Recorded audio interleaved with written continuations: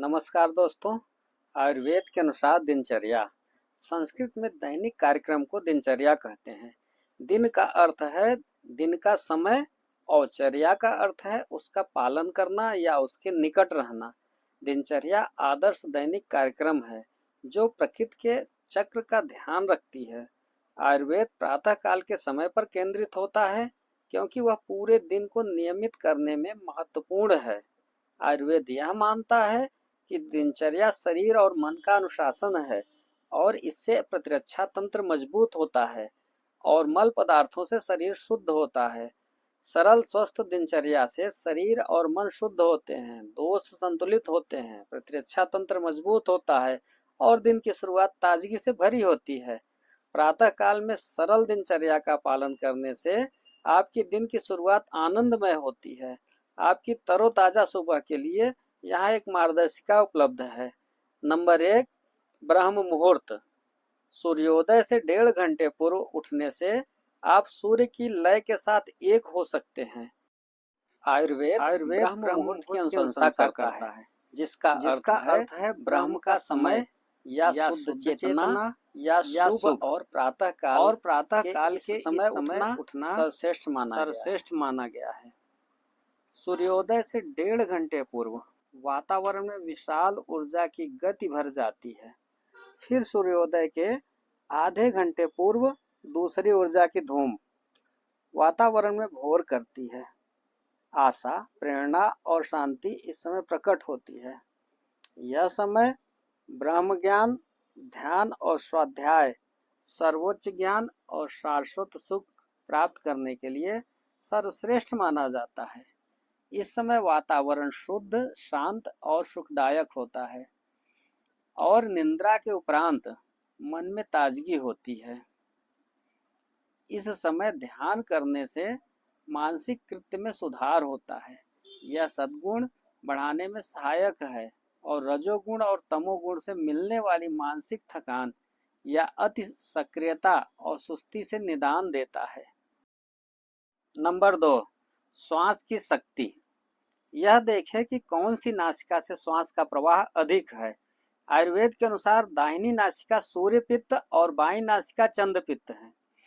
मस्तिष्क का दाहिना भाग रचनात्मक कार्यों को नियंत्रित करता है और बायां हिस्सा तार्किक और मौखिक कृत्यों को नियंत्रित करता है। शोध के अनुसार जब कोई बाईं नासिका से श्वास लेता है तो मस्तिष्क का दाहिना भाग अधिक हावी होता है और इसका विपरीत भी। नंबर 3, सकारात्मक तरंगे। प्राचीन परंपरा का पालन करते हुए अपने हथेली की रेखाओं को देखें और धन, ज्ञान और शक्ति की देवियों को याद करें। उंगलियों के ऊपर के भाग को अंगूठे से गोलाकार सुखदायक लय से घिसें। दाहिना हाथ दक्षिणावर्त गोलाकार और बायां वामावर्त गोलाकार लय में। हथेली को उंगली के ऊपर भाग से घिसे और दाहिनी कलाई को दक्षिणावर्त लय में घुमाएं और बाईं कलाई को वामावर्त में घुमाएं। शरीर के जिस भाग में श्वास का प्रवाह अधिक हो, पहले उस भाग की हथेली को चूमें और फिर दूसरी हथेली को चूमें। चुंबन ऊर्जा प्रदान करती है। अपनी हथेली को चूमने से आप अपने सबसे प्रभावकारी शस्त्र आत्म अभिव्यक्त को उत्तम कंपन प्रदान करते हैं।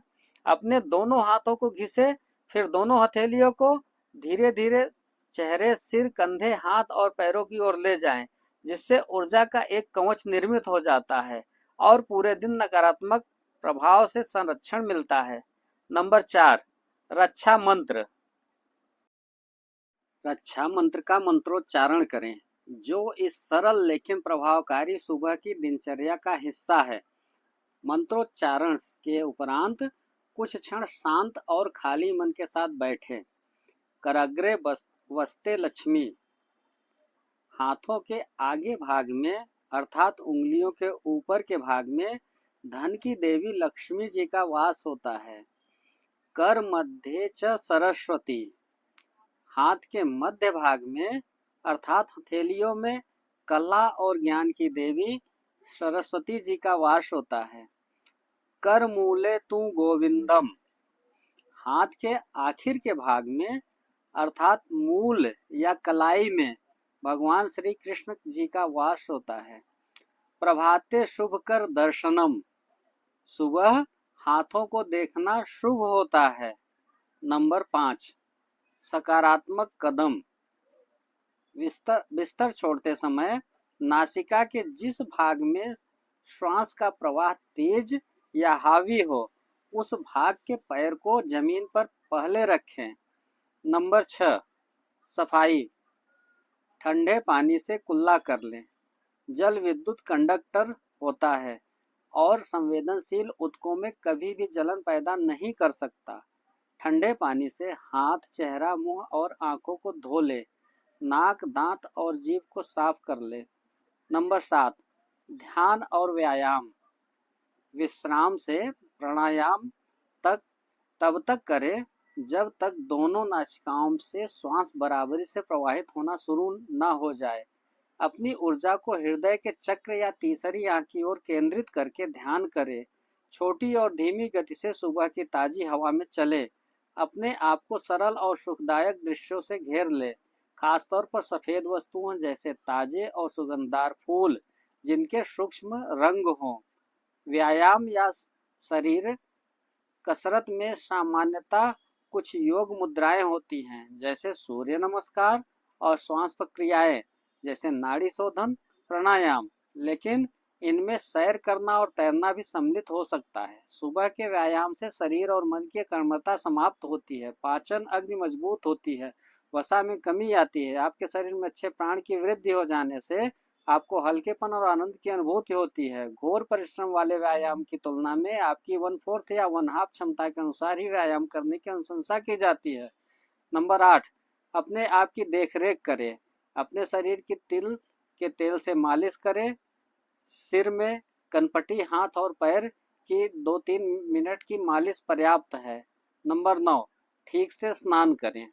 ऐसे पानी से स्नान करें जो न तो ज़्यादा गर्म या न तो ज़्यादा ठंडा हो। नंबर 10, भोजन। दोपहर का समय का भोजन। दोपहर का भोजन 12 से 1 बजे के बीच करना चाहिए, क्योंकि यह समय उच्च समय से मेल खाता है जो पाचन के लिए जिम्मेदार है। आयुर्वेद पूरे दिन में दोपहर के भोजन को सबसे भारी होने की अनुशंसा करता है। भोजन के उपरांत थोड़ी देर चलना अच्छा होता है, जिससे भोजन के पाचन में सहायता मिलती है। धन्यवाद मित्रों।